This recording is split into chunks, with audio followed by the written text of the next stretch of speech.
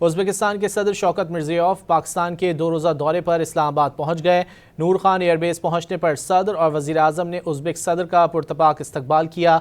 वफाकी वज़ीर इत्तलात व नशरियात अताउल्लाह तारड़ और मामले खुसूसी हारून अख्तर खान भी मौजूद थे। मुअज़्ज़िज़ मेहमान को 21 तोपों की सलामी पेश की गई।